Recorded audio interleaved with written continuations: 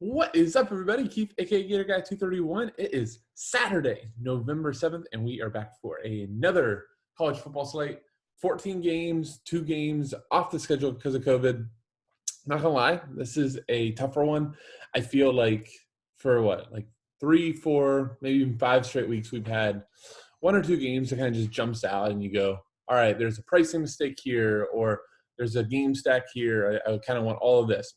Slate definitely did not do it for me in that respect. But, after spending a lot of time going back into the player pool, definitely think we got something here to discuss. Bottom right of the screen is the subscribe button. If you enjoy this video or anything else we're doing with FSI, please hit that button.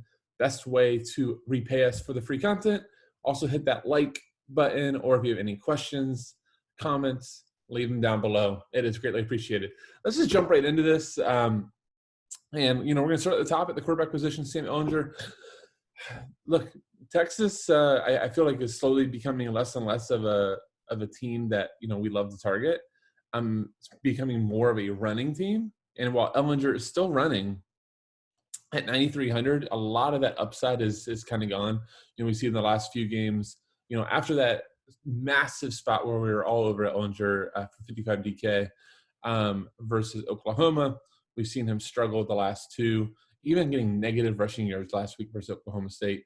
I think it's a fine matchup for West Virginia, but not one I'm crazy about, so I'm going to be more GPP on him. Rattler, on the other hand, has pretty much the nuts matchup versus a terrible Kansas team. The only question with Rattler is he going to play enough? 9,100, I think, is fine. I think my guy in this range, though, is Clifford from Penn State. Look, Maryland, we've seen now in 2 straight games, allowed us a ton of points. Last game, they kept it close.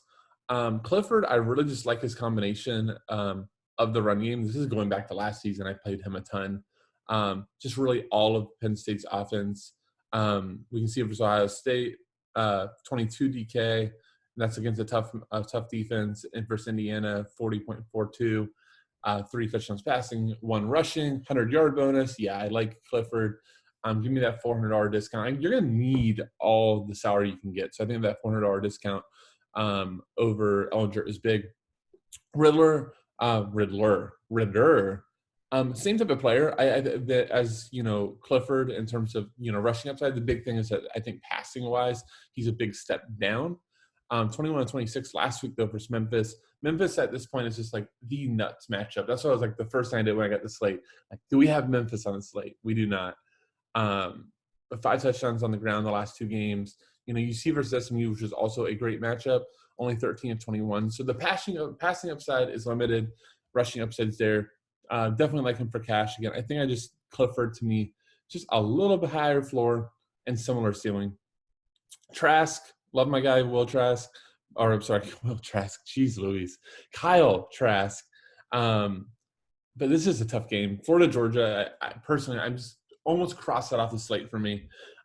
Maybe some GPP options, but nothing for cash. Sam Howell, not this season. 8,100, I think is fine. Just they just run the ball so much. North Carolina. Slovis, we are seeing the Pac-12 back. Kenan Slovis is one of the top passers in the nation. Very, very alive always for like 300 or 400 yards passing. Arizona State should be a good start to his season. Sanders GPP is fine. Let's just go down. So Toon is a guy I really enjoy watching when I've watched Houston.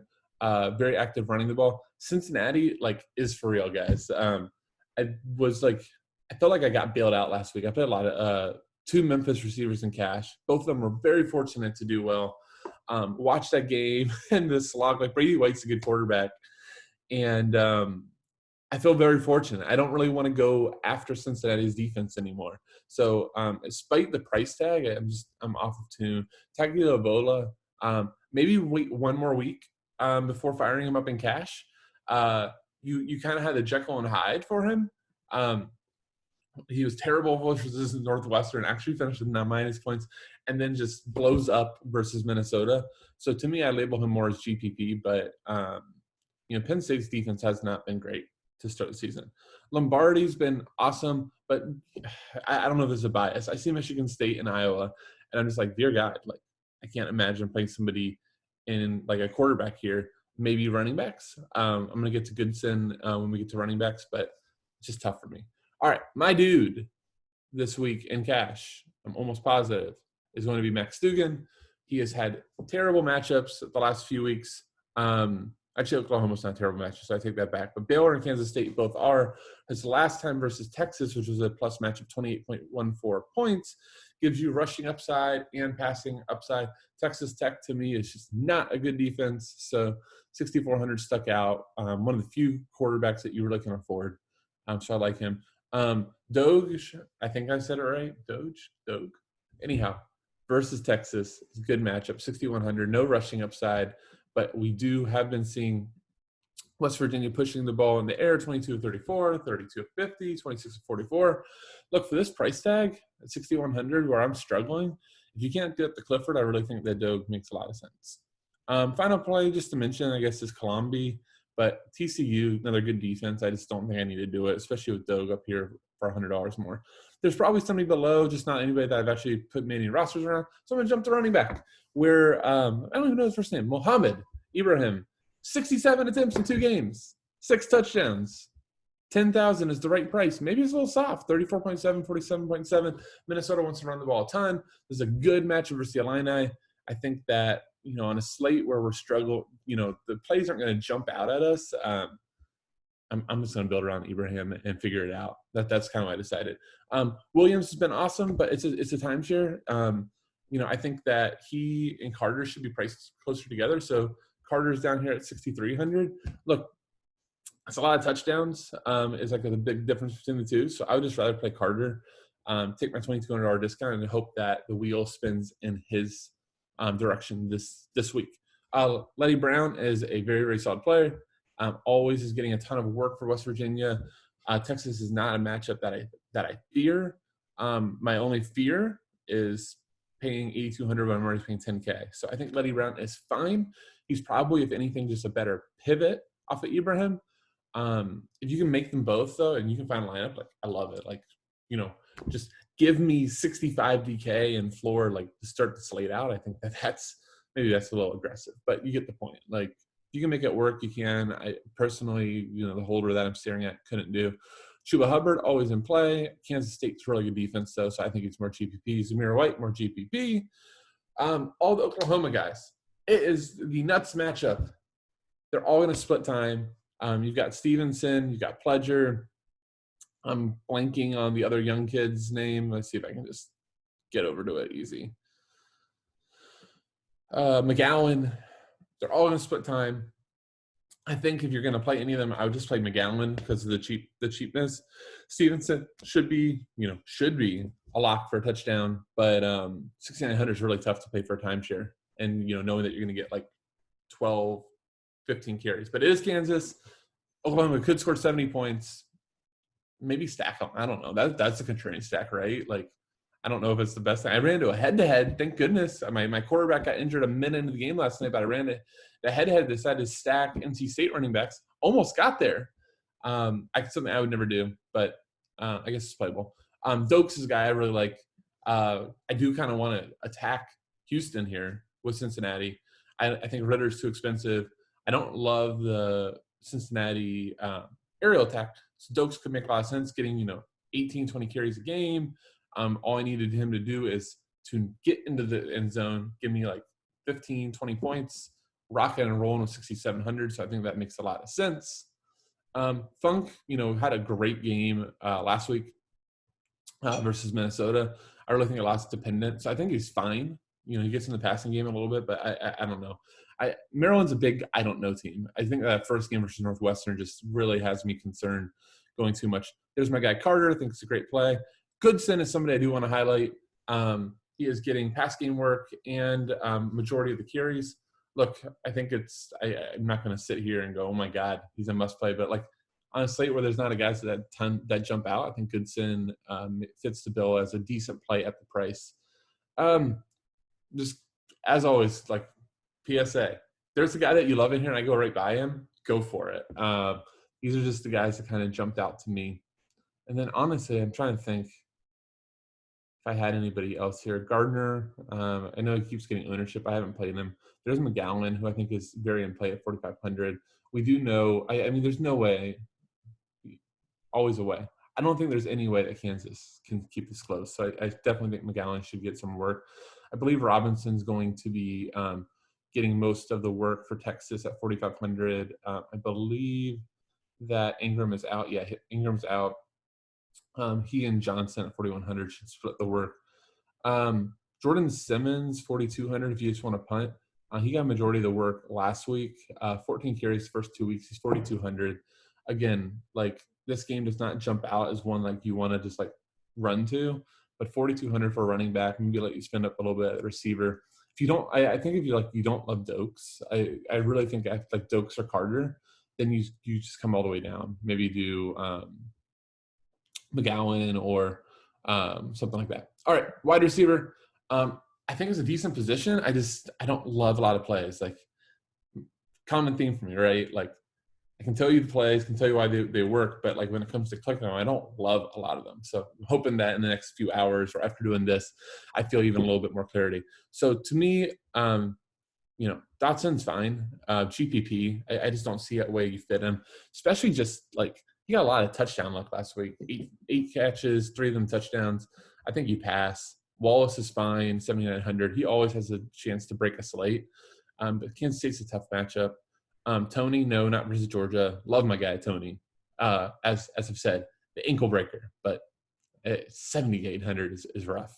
Brown, I'm going to talk about his teammate, Daz Newsome, who, last season they were neck and neck. This season, Brown's taking a huge step forward, but does he take a $3,700 step forward? Yes, log say, but, I kind of wonder if it's maybe a spot.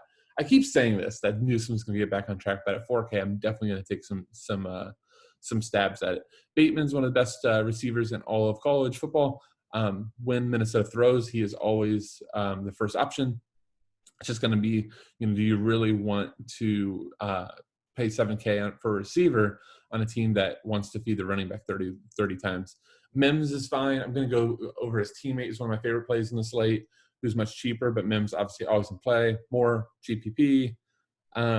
So St. Brown, I like a lot from USC. USC throws the ball a ton, so you're not going to have logs. I do think there's a chance that USC is kind of a really nice GPP team because people don't have the logs. Give me 2 seconds. Don't hold to me. I believe he led the team in targets last year. Vons is going to be kind of who I'm going to highlight here. He's 600 cheaper, but I do think St. Brown makes a lot of sense. On FanDuel, on the other hand, though, St. Brown is cheaper than Vons, so you play St. Brown.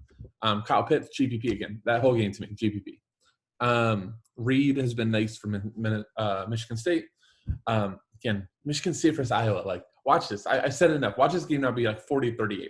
But it's just, in my head, it screams 21-17. Maybe I'm just a Big Ten hater. I don't know. Filer, Michigan, it's not somebody I want to target, but he's fine, 5,800. I just talked about Vons, 5,700. Big play guy, 5,700 to get part of this USC passing attack for under 6K. I think makes a lot of sense. Jackson GPP, Azukama GPP. So London, another USC wide receiver. I could see playing two USC wide receivers in cash, by the way. Like, I would not call you crazy at all. But London, I think, is like on their basketball team and football. I remember he had a few huge games for me last season, so I do like him. Jake Smith, kind of Ellinger safety valve, 5,000. I'd much rather play him over his teammate, 6,500. Bell, here's the thing about Michigan, too. I didn't go over any of the running backs, but, like, they just want to run the ball. If Harbaugh could run the ball 45 times, he would. So I just don't love paying up for anybody. I'd rather play for Ricky White.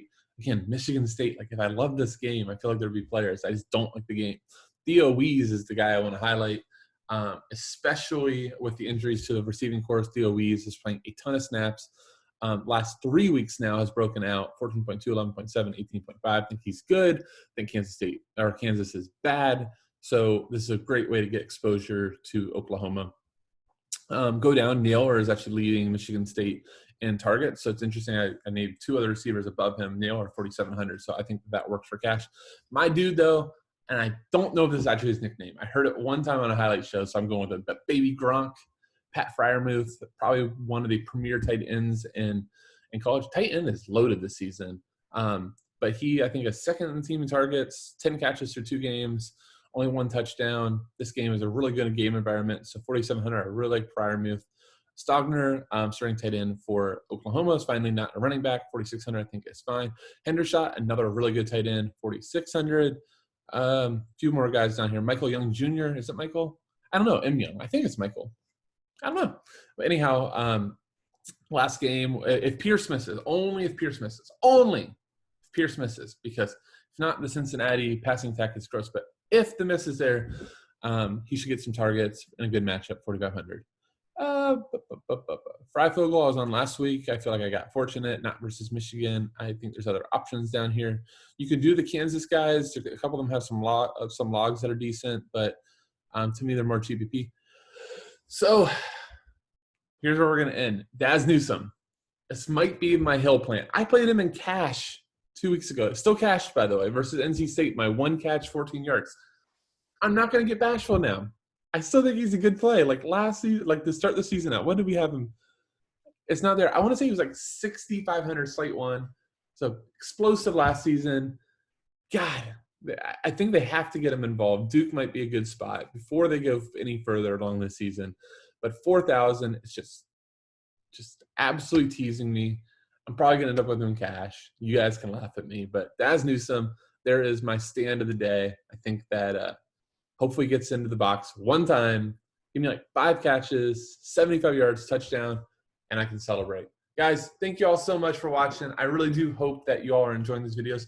Please, once again, if you have not already, bottom right of the screen, hit the subscribe button, hit like, hit comment, give me feedback. Love to keep grinding this for you all. So once again, Keith, aka Gator Guy 231, good luck today and see ya!